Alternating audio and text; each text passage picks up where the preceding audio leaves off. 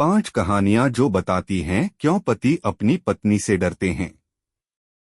मंत्री हो या पुलिस अधिकारी हो या मुलाजिम, आप भले ही घर के बाहर अपना प्रभाव और ताकत दिखा ले, लेकिन घर में आते ही आपका प्रभाव और आपकी ताकत कम हो जाती है, क्योंकि वहां आपकी पत्नी मौजूद होती है, जिनकी ताकत के आगे आपकी एक नहीं चलती है।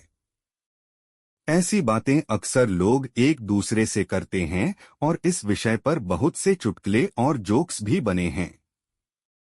इन सब की वजह क्या है, आपने कभी सोचा है? दरअसल इन सब के पीछे 5 पौराणिक कहानियां हैं जिनमें इस प्रश्न का उत्तर छुपा हुआ है। 5 कहानियां जो बताती हैं क्यों पति अपनी पत्नी से डरते हैं। एक सृष्टि में स्त्रियों को उत्पन्न करने वाले भगवान भोलेनाथ माने जाते हैं। इन्होंने अर्धनारीश्वर का रूप धारण कर सृष्टि में स्त्री को उत्पन्न किया, और जब उस स्त्री को पत्नी रूप में स्वीकार किया तब उन्हें स्त्री की शक्ति का बोध हुआ। स्त्री की शक्ति का अंदाजा भगवान शिव को तब हुआ जब सती को उन्होंने मायके जाने से मना किया। क्रोधित होकर सती ने विकराल रूप धारण किया और 10 महाविद्याओं को उत्पन्न किया, जिसने शिव जी पर आक्रमण कर दिया। 10 महाविद्याओं से बचने के लिए अंत में शिव जी को सती की शरण में आना पड़ा। यानी भगवान शिव और सती ने इस बात को तय कर दिया कि पति पर हमेशा पत्नी का राज रहेगा। दो भगवान शिव ही नहीं, पत्नी का प्रभाव बैकुंठ में भी दिखता है। भगवान विष्णु की पत्नी देवी लक्ष्मी यूं तो हमेशा विष्णु भगवान के पैर दबाते हुए दिखती हैं, लेकिन एक बार दुर्वासा ऋषि के शाप के कारण नाराज होकर देवी लक्ष्मी बैकुंठ छोड़कर अपने मायके सागर में चली गई। इसके बाद देवलोक सहित बैकुंठ में भी अंधेरा छा गया। बैकुंठ का वैभव समाप्त हो गया।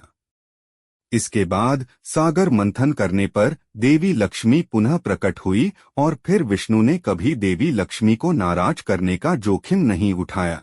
कहते हैं हर स्त्री में देवी लक्ष्मी का वास होता है, जो गृहलक्ष्मी कहलाती है। यह जानती है कि इनके कारण ही घर में सुख शांति है, इसलिए यह अपनी ताकत का लोहा मनवाकर रखती हैं। 3 शिव और विष्णु जब पत्नी की ताकत को स्वीकार करते हैं तो भला ब्रह्मा जी इससे कैसे बच सकते हैं।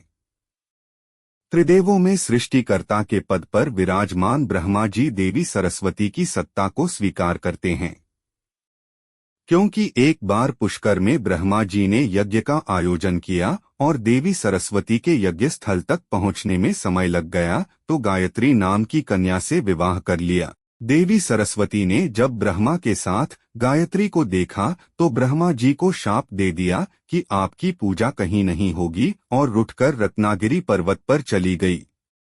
यहाँ देवी सरस्वती की सावित्री रूप में पूजा होती है। यानी पत्नी रूठी तो सब रूठे, इसलिए पत्नी को मनाए रखने में ही पति अपनी भलाई मानते हैं। 4 देवी सती ने जब पार्वती के रूप में पुनर्जन्म लेकर भगवान शिव से विवाह किया, तब भगवान शिव के सामने संतान प्राप्ति की इच्छा प्रकट की। भगवान शिव ने देवी पार्वती की इस इच्छा को पूरा करने से मना कर दिया और कैलाश से चले गए।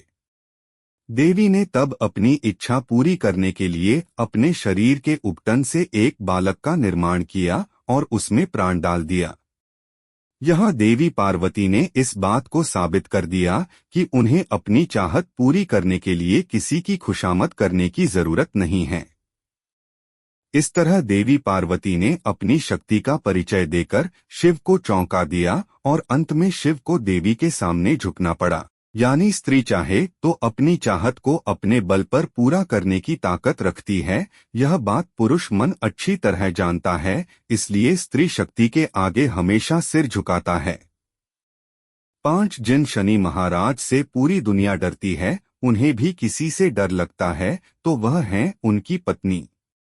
इसलिए ज्योतिष शास्त्र में बताया गया है कि शनि के भय से मुक्ति चाहिए तो इनकी पत्नी की पूजा कीजिए। इनकी पत्नी के नाम का जप शनि के कोप से मुक्ति दिलाने में बहुत ही कारगर माना गया है। इसकी वजह है कि शनि महाराज की वक्र दृष्टि भी उनकी पत्नी के शाप का परिणाम है। इस संदर्भ में कथा है कि एक बार शनि महाराज ने पत्नी की इच्छा का अनादर किया, जिससे पत्नी क्रोधित हो गई और शाप दे दिया कि आप जिसे देखेंगे उसका विनाश हो जाएगा। शिव की कृपा से इस शाप में कमी आई और शनि की वक्र दृष्टि ही विनाशकारी रह गई। यानी पत्नी जब क्रोधित होती है तो विनाशकारी बन जाती हैं। इसका एक उदाहरण देवी काली भी हैं।